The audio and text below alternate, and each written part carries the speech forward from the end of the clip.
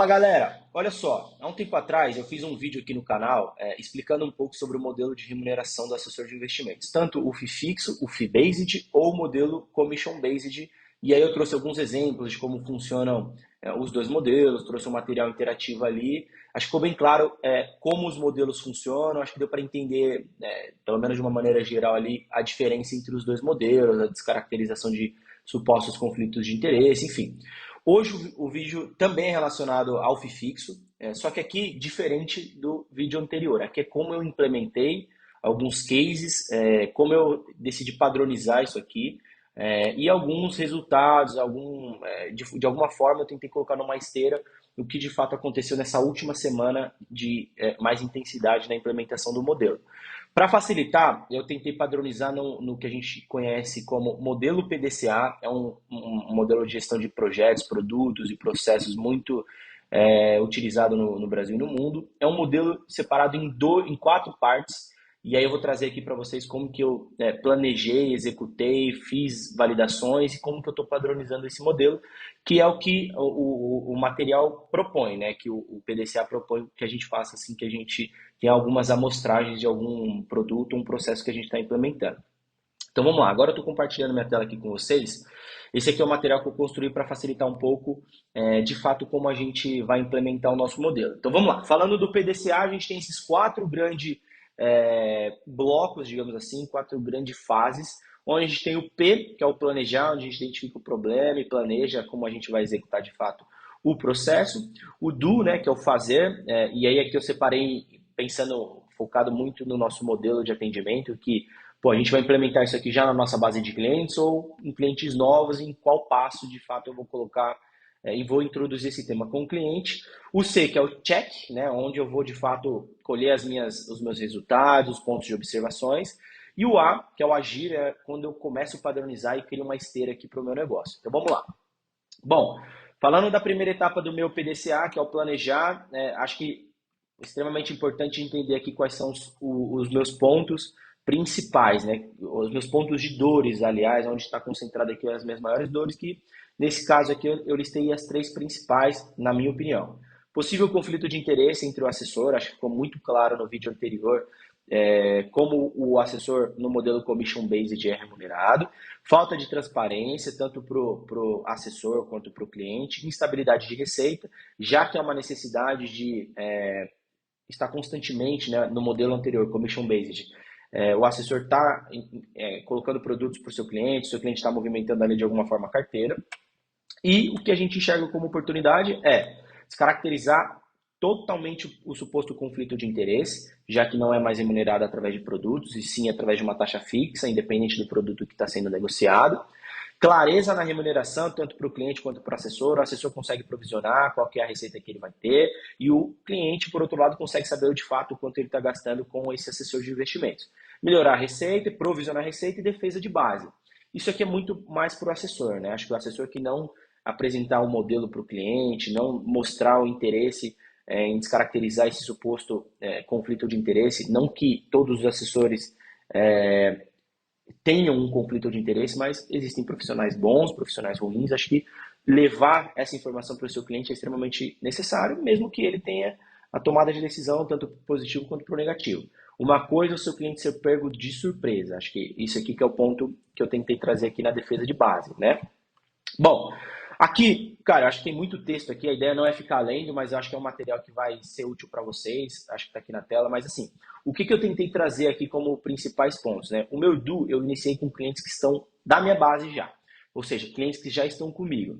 Então, são clientes que eu já tenho uma relação, são clientes que eu já tenho uma certa proximidade para introduzir algum tema, e o que eu tentei abordar, ou em que momento eu cavei essa relação com esse bate-papo aqui com o cliente. Primeiro, eu fiz um post no LinkedIn, um artigo onde eu escrevi ali de forma bem sucinta como funcionam os dois modelos, e aí eu ia introduzindo com os clientes, mandava para um cliente ou outro, esse modelo aqui é legal, dá uma olhada nesse artigo aqui e tal. Às vezes o cliente nem lia, às vezes o cliente lia, mas beleza, ele pelo menos já sabe o que é o assunto.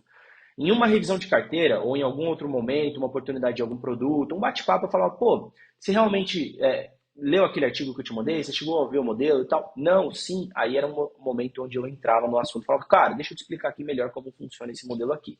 Aí olha só, ia discorrendo ali passo a passo e trazendo mais ou menos num formato igual ao vídeo anterior, onde eu falei sobre os dois modelos, onde eu tinha aquele PDF ali bem ilustrativo. E aí eu ia apresentando o modelo e já ia trazendo ali os meus pontos, as minhas opiniões, o que eu realmente achava que faz sentido para o cliente. O que, que eu achei importante, o que, que foi a chave assim, para os meus clientes entenderem qual que é o modelo? Primeiro, ter uma ilustração, como funciona o modelo, como funciona o outro modelo. Tem algumas objeções que eu vou trazer aqui mais para o final, mas durante a explicação, quais foram os principais pontos que eu abordei e aí eu trouxe aqui? Bom, primeira explicação técnica sobre ambos os modelos. No meu material que eu apresentei no primeiro vídeo está muito claro.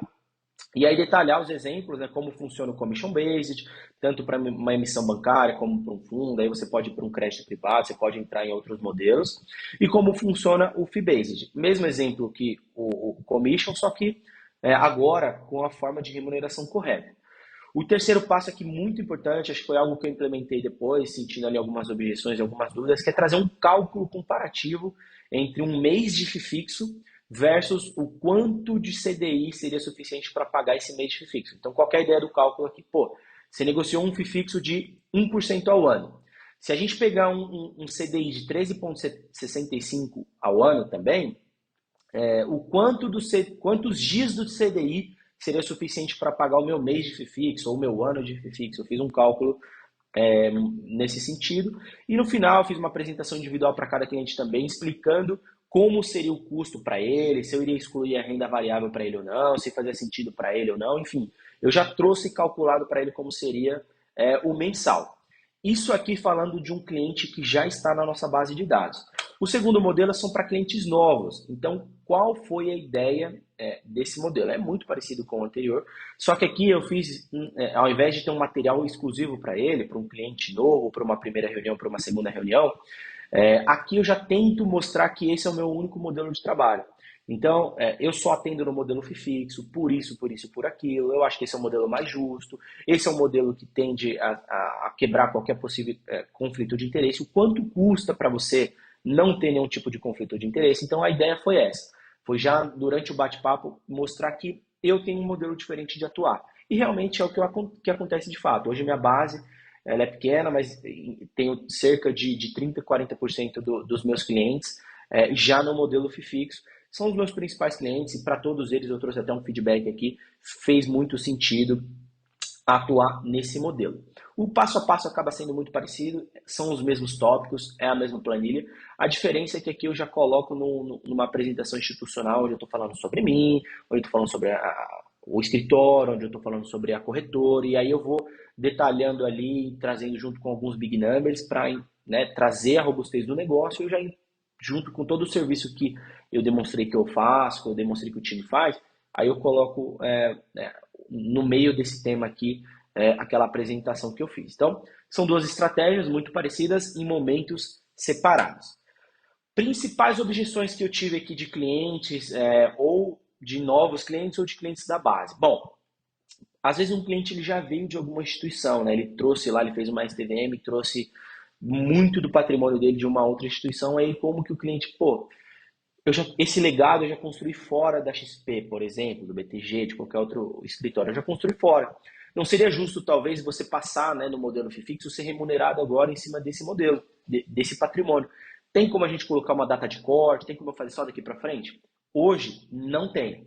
Então, o que eu tenho negociado com os clientes? Uma taxa diferente. Então, se eu iniciei em 1%, por exemplo, ao ano, e o cliente traz essa objeção, que é super justa, é super válida, aí o que eu faço? Eu reduzo a taxa de FII fixo, porque faz sentido, de fato. Às vezes o cliente já construiu um patrimônio muito grande fora, e aqui na XP com você ainda não. Embora o serviço que você vai prestar para ele não seja só do novo patrimônio, do patrimônio antigo também, faz sentido essa objeção do cliente. Então o que eu combino, né?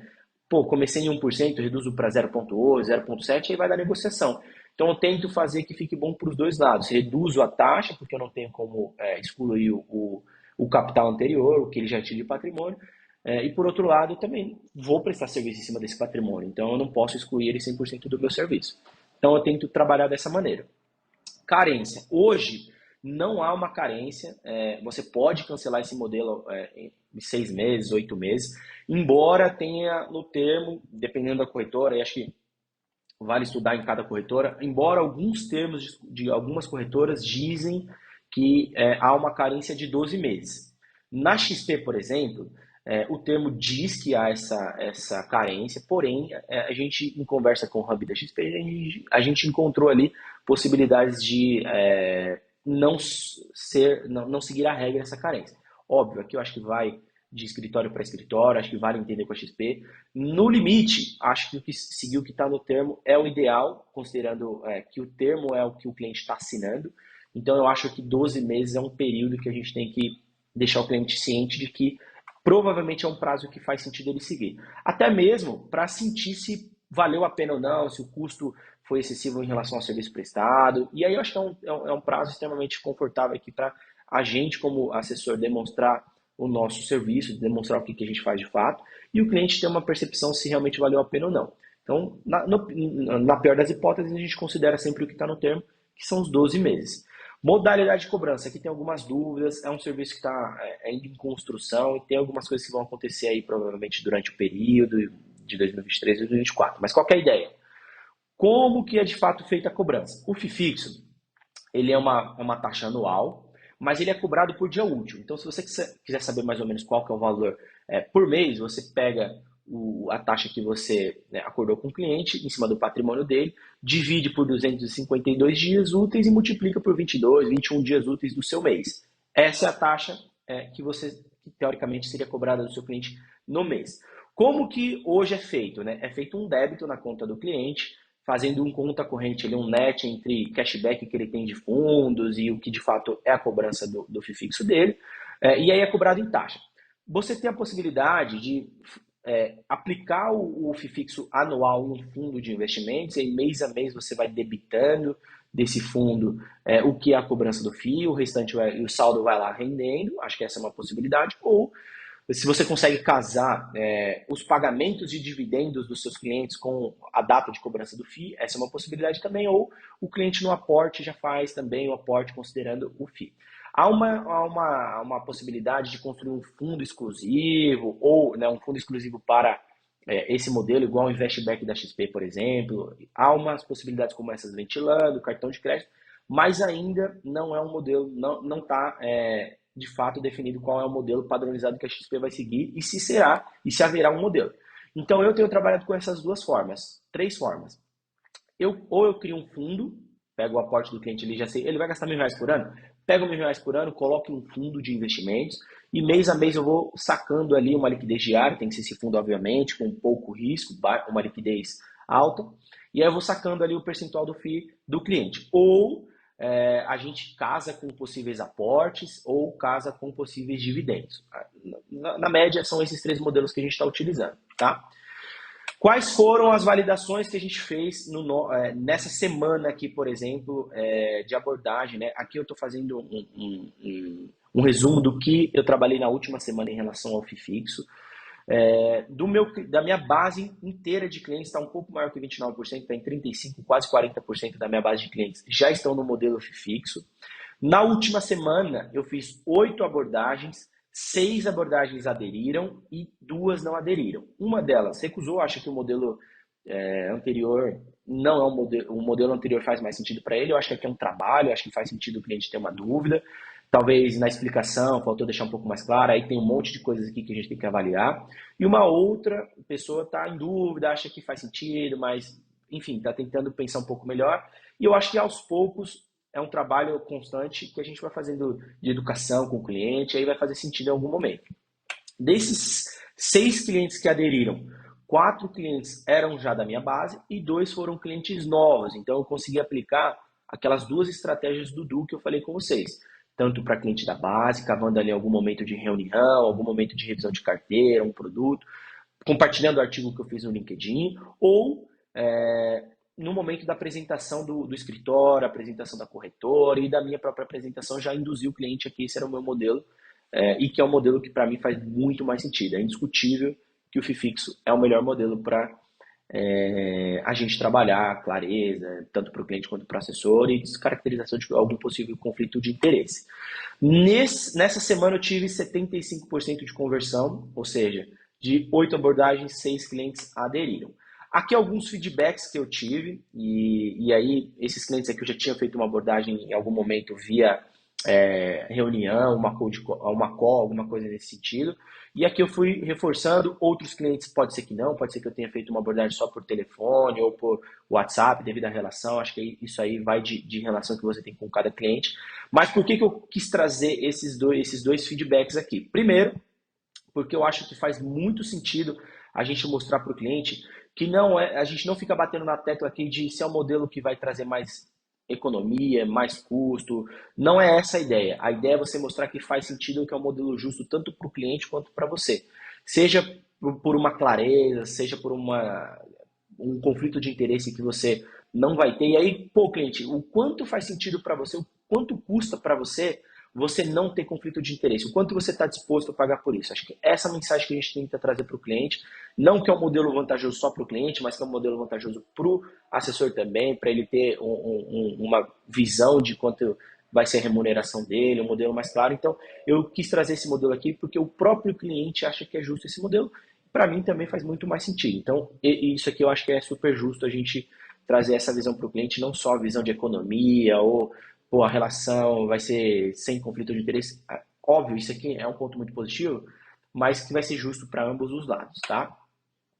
E aqui como que eu padronizei, de novo, acho que a ideia não é ler aqui o slide, é um material que, pô, vocês conseguem tirar print, vocês conseguem ver aqui a qualquer momento, dar um pause aqui para entender.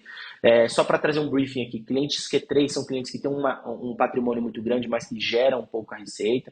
Acho que a gente pode começar por esses clientes, acho que esses clientes às vezes não têm um serviço tão bom, então, pô, quando você está trazendo um modelo fixo, óbvio que faz sentido você também melhorar o seu serviço com o cliente, ficar mais próximo, melhorar a sua relação.